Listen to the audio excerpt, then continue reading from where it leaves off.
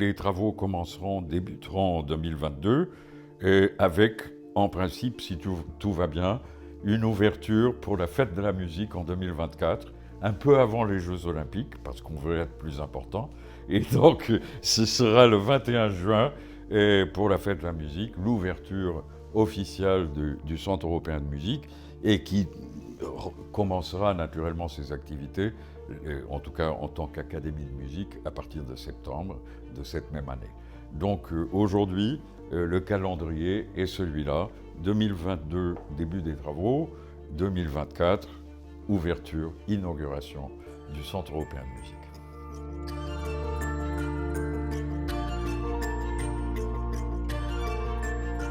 Il y aura un auditorium, une académie de musique, un laboratoire de recherche musique-cerveau, un ensemble thérapeutique et sportif où on va prouver combien la musique aujourd'hui est un apport thérapeutique prouvé scientifiquement.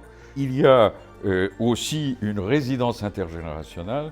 Donc pour la première fois en Europe, et je pense qu'au monde aussi, il y aura une résidence où les jeunes diplômés vont vivre avec des musiciens retraités.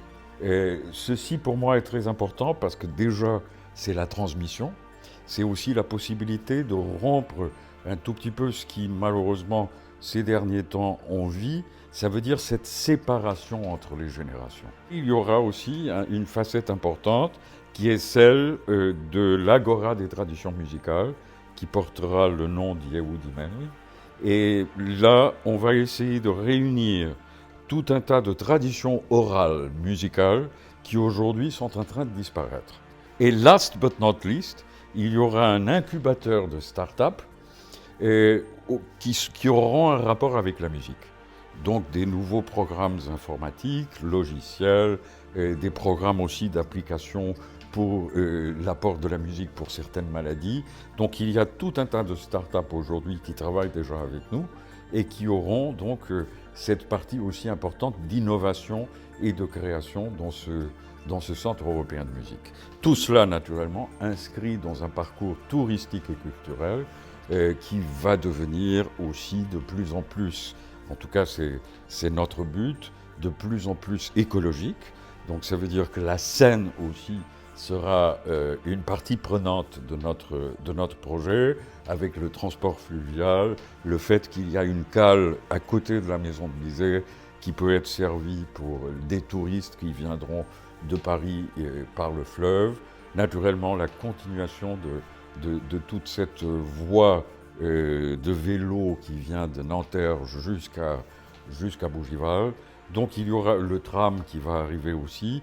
Donc il y aura véritablement un écoquartier de culture et à côté de cela, des logements qui seront d'accession libre. Et donc ces logements vont être dans le cœur même nucléaire, si j'ose dire, de vivre la musique au quotidien.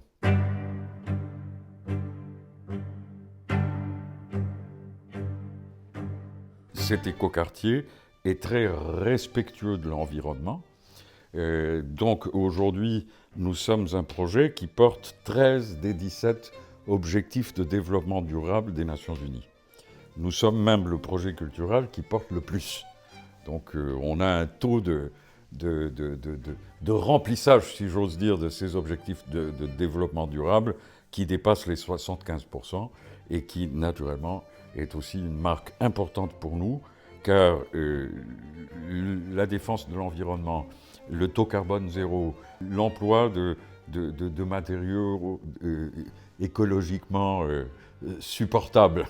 Donc tout cela fait partie de ce projet qui, à mon avis, sera, je l'espère en tout cas, suivi par d'autres villes, par d'autres pays, par d'autres endroits au monde qui mettront la culture véritablement au quotidien.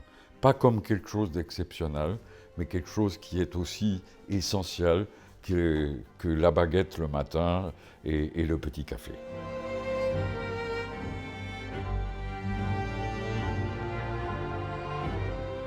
Il y aura une proximité avec la population locale, pas simplement au niveau de l'éducation, car il y aura des cours donnés pour les enfants de Bougival et des alentours et du département, mais également des concerts scolaires, tout un tas de programmations qui sont déjà établies et qui ont une connotation très étroite avec la population locale.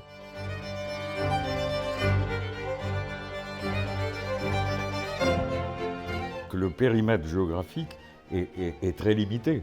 Quelque part dans ce triangle d'or, moi j'aime bien cette expression, maison de Georges Bizet, Villa Viardot et Dacha de Tourguenieff, se sont joués beaucoup de choses et beaucoup de créations, mais surtout aujourd'hui ce sont des cœurs battants du projet du SAM. La maison de Bizet, achetée par le département des Yvelines, en toute vraisemblance, ce sera un lieu qui peut être visité, mais la maison n'est pas très grande, donc avec une limitation de visites, mais il y aura tout de même des visites, surtout à des endroits clés de cette maison, comme la chambre de Georges Bizet, mais il y aura une partie de la maison qui sera une résidence d'artistes. C'est de renouer avec l'âme créatrice de cette maison. Donc, là où a été créé Carmen, il y aura un écrivain, un musicien et un artiste plastique qui viendront en résidence dans cette maison qui a une vue absolument sublime sur la Seine et sur la colline des impressionnistes de l'autre côté.